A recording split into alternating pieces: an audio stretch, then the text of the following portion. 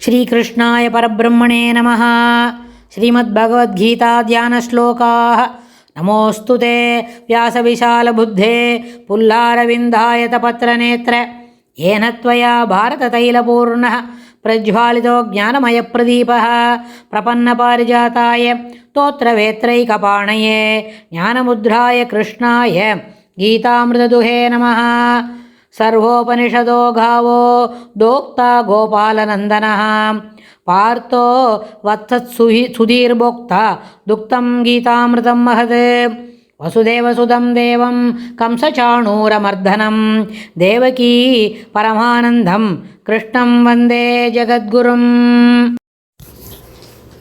அடுத்த இரண்டு ஸ்லோகங்களில் 14, 15 இந்த ரெண்டு ஸ்லோகத்துலேயும் பெருமாளுக்கிட்ட அர்ஜுனன் என்ன கேட்குறார் அப்படின்றத பார்க்கலாம். என்ன கேட்டார்து அப்படின்னு நம்ம பார்க்கலாம். சர்வம் ஏதத் ருதம் மன்யே யன்வாம் வதசி கேசவ நஹி தே பகவன் வியக்திம் விதுர்தேவானதானவாः.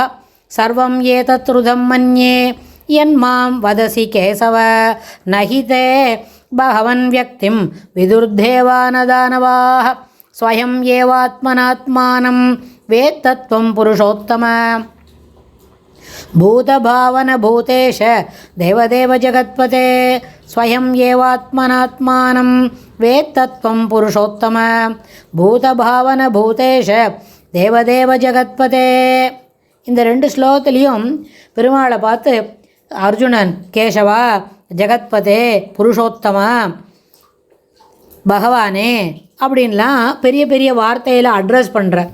எதுக்கு கூப்பிட்டு பேசுகிறார் அப்படின்னு சொன்னால், கேசவா அப்படின்னா பெருமாளுக்கு என்ன கிளேசநாசனகா, யாருக்கெல்லாம் என்ன துக்கம் இருக்கோ அது எல்லா துக்கத்தையும் நீக்குபவர். அதனால் கேசவாய் கெடுமிடராயவென்ன கேசவ அப்படின்னு சொல்லி பெருமாள் இடர் இருக்குது அப்படின்னா அந்த இடரெல்லாம் நீக்கணும் என்ன சொன்னால் கேசவ சப்தம் கேசவ நாமம் ஏற்புடையது. எந்த பேரை சொன்னாலும் பெருமாளுடைய எந்த நாமத்தை சொன்னாலும் இடரெல்லாம் நீங்குதான். இருந்தாலும் கெடுமிடராய வெண்ண கேசவ அப்படின்னு சொல்லி வாழ்ல பழக்கமெல்லாம் உண்டு. அதே மாதிரி கேசவா கிளேசநாசனகா, அதனால் கிளேசநாசனத்தினால தான் அவருக்கு கேசவன்னு பேர். அப்போ பகவான் என்ற வார்த்தைக்கு 6 விதமான குணங்களை உள்ளடக்கினவர். 6 விதமான குணங்களும் என்ன எப்பொழுதும் உள்ளங்கை நெல்லிக்கனி போல் எப்பவும் தெரிஞ்சிருக்கும். அந்த 6 என்னன்னு கேட்டால் உற்பத்தியும் பிரளயமும், பிராணிகளின் பிறப்பும் இறப்பும், வித்தையும் அவித்தையும். வித்தை என்ன சொன்னால் என்ன, கல்வி கேள்விகளில் சிறப்பாக இருப்பது. அவித்தை என்ன, இதிலேருந்து மாறுபட்டு இருக்கிறது. இந்த கேள்விகளிலும் கல்வி சிறப்பானதிலும் இல்லாமல் இருப்பது. அப்புறம் இதை எவன் அறிந்தவனோ அவனுக்கு பகவான் என்னும் பெயர் பொருந்தும். அதனால் பகவான் அப்படின்னு கூப்பிடுற அந்த அர்ஜுனன் பெருமாளை கூப்பிட்டார். அப்புறம் புருஷோத்தமா அப்படின்னா புருஷர்களுக்குள் மேலானவனே, புருஷோத்தமனே, புருஷர்களில் உத்தமமானவனே அப்படின்னு. எதுக்கு என்ன கூப்பிட்ற அப்படின்னு பெருமாள் இப்படி பார்த்து நிமிர்ந்து பார்த்த உடனே, எனக்கு நீ எதை கூறுகின்றாயோ, எதை வதசி கூறுகின்றாயோ, ஏதத் ஏவம் அது அனைத்தையும் ருதம் என்று மன்யே உண்மை என்றே உணர்கின்றேன். எனினும் பகவானே, உன்னுடைய வியக்திம் உன்னுடைய வடிவத்தை தேவர்களும் உணர்ந்தவர்கள் அல்லர், ந தானவாக அசுரர்களும் உணர்ந்தவர்கள் அல்லர். பூதபாவனகா அதாவது இந்த உலகத்தை படைப்பவனே, படைத்து என்ன பரிபாலித்து வருபவனே, பூதேஷகா உலகநாயகனே, தேவதேவகா தேவர்களுக்கெல்லாம் தேவனே தெய்வமே, ஜெகத்பதே உலகை ஆள்பவனே, உலகுக்கெல்லாம் பதிம் என்ன சொன்னால் இந்த இடத்துல ஆத்மனே அப்படின்ற அந்த பதியில் அந்த கிராமரில் பொருள் எடுத்துட்டா எல்லாரும் என்ன பண்ண பதிம் விஸ்வாசனம். பெருமாளுக்கு எல்லாருக்கும் அவர் என்ன தலைவன் நாயகன் அப்படின்ற அந்த பொருளில் எடுத்துக்கிட்டோமான அது எப்படி இருக்கும், உலகை ஆள்பவனே, நீ துவம் ஸ்வயமேவ நீயாகவே உன்னால் உன்னை ந வேத்தகா அறிந்து கொண்டு இருக்கின்றாய். ந வேத்தகா ந தானவாக. அப்புறம் அதென்ன விதுகு தேவாக தேவர்களுக்கும் உன்னை உணர்ந்து கொள்ள முடியாது, உணர்ந்தவர்கள் அல்லர். அதே போலவே அசுரர்களும் ந தானவாக ந விதுகு அப்படின்னு அவர்களும் உணர்ந்தவர்கள் அல்லர் அப்படின்னு. இந்த இடத்துல நகிதே பகவன் வியக்திம் விதுகு எப்படி புரிஞ்சுக்கணும், நகிதே பகவன் வியக்திம் விதுகு. இதில் என்ன புரிஞ்சுக்கணும். அந்த பகவான் என்ன சொன்னால் 6 விதமான விஷயங்களை தெரிஞ்சுக்கணும் இல்லையா? உள்ளே இருக்கிறது, வெளியில் இருக்கிறது, பிறப்பாக இருக்கிறது, பிறப்பு நில்லாமல் இருக்கிறது, அப்புறம் நகர்ந்து போகிறது, நகர்ந்து போகாமல் இருக்கிறது. அதே மாதிரி எது நிஜமோ அது நிஜத்தையும் தெரிஞ்சுக்கிறது, எது நிஜமில்லையோ அதையும் தெரிஞ்சுக்கிறது அப்படின்னு நம்ம பார்த்தோம். அந்த மாதிரி இருக்குச்சே ஒரு நாள் பீஷ்மர் 10 நாள் யுத்தம் முடிஞ்சுடுத்து. அம்பு படுக்கையில் படுத்துட்டுருக்குச்சே அவர் 2 போய் பார்க்குறதுக்கு எல்லாரும் போகிறா.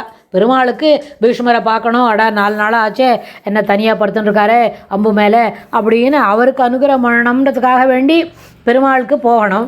பெருமாள் கிருஷ்ணர் போகணும்னு நினச்சதுனால கிருஷ்ணரோட சேர்ந்து பாந்து வாழலாமும் பெருமாளோட பீஷ்மர் பார்க்குறதுக்கு அம்பு படுக்கையில் படுத்துட்டுருக்கிற பீஷ்மரை பார்க்குறதுக்கு அங்கே வந்தாருது. அப்போது பீஷ்மர் அம்பு படுக்கையில் மேல் கிடக்கையில் பாண்டவர்கள் கிருஷ்ணருடன் அவரை காண வந்தனர். அப்பொழுது அவருடைய கண்களில் நீர் ததும்ப கண்ட அர்ஜுனன், கிருஷ்ணா, இது என்ன விந்தை? அஷ்டவசுக்களில் ஒருவரானவரும் மகாஜானியும் என்னுடைய பாட்டனாரும் நிகரற்ற வீரரும் ஆன நமது பாட்டனார் பீஷ்மரே மாயையின் உட்பட்டு சாகும் தருணத்தில் கூட கண்ணீர் விட்டு மனம் கலங்குகின்றாரே, என்ன இதுக்கு என்ன காரணம் பின்னாடி இருக்கும் அப்படின்னு அர்ஜுனன் கிருஷ்ணரை பார்த்து கேட்குறான். அதுக்கு இதை உடனே பீஷ்மருக்கு காது கேட்கறது. அது பீஷ்மர் என்ன சொல்கிறார்? இதை உணர்ந்த பீஷ்மர், கிருஷ்ணா, நான் அதற்காக அழவில்லை என்பது உனக்கு நன்றாகவே தெரியும். நீயே சாரதியாகவும் நீயே நல்ல தோழனாகவும் உடனிருந்தும் இந்த பாண்டவர்களுடைய துன்பத்திற்கு முடிவில்லையே என்று நினைக்கவும் உன்னுடைய லீலைகளை எவரே அறிவதற்கு சாத்தியம் என்ற எண்ணம் தோன்றித்து. அதனால் என் கண்களில் நீர் ததும்பியது என்றார். அப்போ என்னாச்சு? பெருமாளே பக்கத்தில் இருந்தால் கூட அனுபவிக்க வேண்டியதுகளை அந்த கர்மாவை அனுபவித்து தான் ஆக வேண்டும். ஆனால் பெருமாள் பக்கத்தில் இருக்காருன்றது ஒரு பெரிய துணையாக இருக்கும். அதனால தான் ந தானவாக தேவதேவக ந விதுஹு தானவாக ந விதுஹு அப்படின்னு சொன்னார். அதாவது ஒவ்வொரு பொருளிலும் உள்ள தெய்வீக சக்தி விபூதி எனப்படும். அதனால் பெருமாளுக்கு என்னெல்லாம் 6 விதமான குணங்கள் இருக்குது. ஜெகத்பதே, அர்ஜுனன் பெருமாளை பார்த்து எப்படி கூப்பிட்டாருது? புருஷோத்தம, ஜெகத்பதே, அப்புறம் என்ன பகவானே, கேசவ அப்படின்னு கூப்பிடுறார். நீ சொல்கிறதெல்லாம் நிஜம்தான், இருந்தாலும் அந்த நிஜத்தில் இதெல்லாம் எப்படி இருக்குது? உன்னை நீயே மட்டும்தான் அறிஞ்சிப்பியா? உன்னை அறிந்து கொள்வதற்கு வாக்கு யாராலே முடியாதா அப்படின்னு ரொம்ப ஒரு சந்தேகமான கேசவா கிளேசநாசனா அப்படின்னு சொன்னோம் இல்லையா? அந்த கிளேசம் தனக்கு இருக்குது அப்படின்னு சொல்லி வெளிக்காட்டுகிறார் அர்ஜுனன். அடுத்த ஸ்லோகத்தில் இன்னும் என்ன விவரமாக பெருமாள் அர்ஜுனன் கேட்டாருதுன்றதை பார்ப்போம். ஸ்ரீகிருஷ்ணாய துப்யம் நமஹ.